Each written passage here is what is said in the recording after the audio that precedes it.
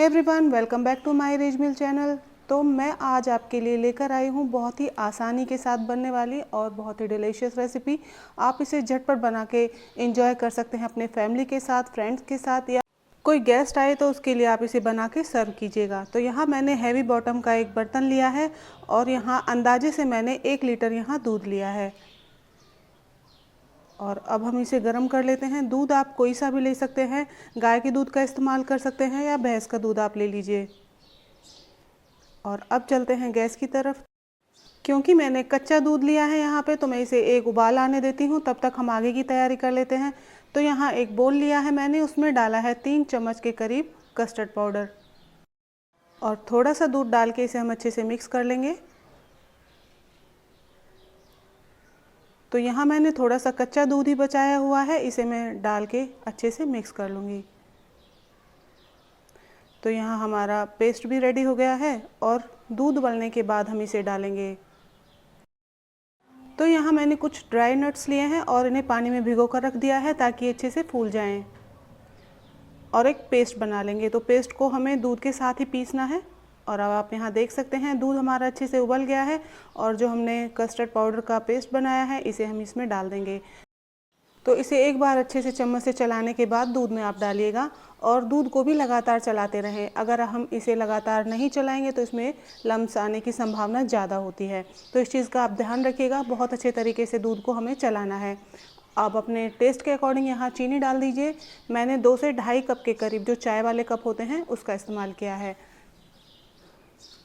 और अच्छे से हम मिक्स करते जाएंगे। हमें तब तक इसे चलाना है जब तक कि दूध हल्का सा गाढ़ा नहीं हो जाता, यानी कि थिक कंसिस्टेंसी उसकी हो जाए, तब तक हम इसे चलाएंगे। और साथ में मैंने ड्राई नट्स का पेस्ट बना के यहाँ ऐड कर दिया है। तो 1-2 उबाल आने के बाद हम गैस को बंद कर देंगे और इसे रूम टेम्परेचर पर आने देंगे। तो 1 लीटर की बजाय आप आधे लीटर दूध का भी इस्तेमाल यहाँ कर सकते हैं। तो अब दूध को हम रूम टेम्परेचर पर आने देते हैं। तब तक हमने यहाँ व्हिपिंग क्रीम को अच्छे से फेंट लिया है और आप यहाँ देख सकते हैं। फिर मैंने दूसरा बर्तन लिया है और इसमें 2 कप दूध डाला है और यहाँ टेस्ट के अकॉर्डिंग आप चीनी डाल दीजिए और इसे भी गर्म होने के लिए रख देंगे। और गर्म होने के बाद हम इसमें कुछ चीज़ें और ऐड करने वाले हैं। तो अभी मैं आपको बता देती हूँ ब्रेड की कटिंग। तो इस तरीके से आप ब्रेड को कट कर लीजिए। तो मैंने 7-8 पीसेस को इस तरीके से इसी शेप में कट कर लिया है। तो सभी ब्रेड स्लाइस को मैंने राउंड शेप में निकाल लिया है। आप कोई भी शार्प गिलास या कटोरी का यूज़ कर सकते हैं। ये रेसिपी आपको कैसी लगी तो मुझे कमेंट करके ज़रूर बताइएगा। अच्छी लगी तो लाइक, शेयर, सब्सक्राइब करें। बेल आइकन को प्रेस कर दीजिए ताकि मेरी वीडियो की नोटिफिकेशन आप सभी तक पहुंच जाए और आप इजीली मेरी वीडियो को वॉच कर पाएँ। और यहाँ देखिए दूध में बॉयल अच्छे से आ गया है और यहाँ मैंने इस्तेमाल किया है खोए का। तो आधा कप से भी कम मैंने खोए का यहाँ इस्तेमाल किया है। आप यहाँ मिल्क पाउडर का भी इस्तेमाल कर सकते हैं। तो यहाँ मैंने खोए को अच्छे से मैश करके यहाँ डाल दिया है और इसे भी अच्छे से मेल्ट होने तक पका लेंगे। तो इसे हल्का सा थिक होने के बाद हम गैस की फ्लेम को ऑफ कर देंगे और इसे भी ठंडा होने देंगे। तो जब ये दोनों चीज़ें रूम टेम्परेचर पर आ जाएं तो उस टाइम पे हम इसे रेफ्रिजरेटर में शिफ्ट कर देंगे ताकि दोनों चीज़ें, यानी कि कस्टर्ड मिल्क और रबड़ी दोनों ठंडे हो जाएं। और अब आती है सर्व करने की बारी। तो एक सुंदर सी कटोरी या कप इस तरीके से आप ले लीजिए।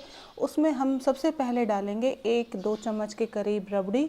उसके बाद ब्रेड स्लाइस अच्छे से डिप कर देना है। उसके बाद कस्टर्ड मिल्क डालेंगे और इस तरीके से आप क्रीम, जो हमने व्हिपिंग क्रीम बनाई है, उसे डाल देंगे। अच्छे से इसे लेयर को स्प्रेड कर देना है।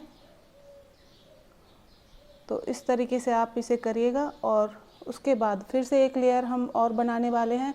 तो फिर मैं क्या करूँगी, एक ब्रेड की स्लाइस और रखेंगे और अब डालूँगी फिर से मैं रबड़ी और इसके बाद फिर से कस्टर्ड मिल्क डाल देंगे। तो ध्यान रखने वाली बात यह है, कस्टर्ड मिल्क को, रबड़ी को और क्रीम को रेफ्रिजरेटर में अच्छे से ठंडा होने देना है और उसके बाद आप इस तरीके से सर्व कीजिएगा।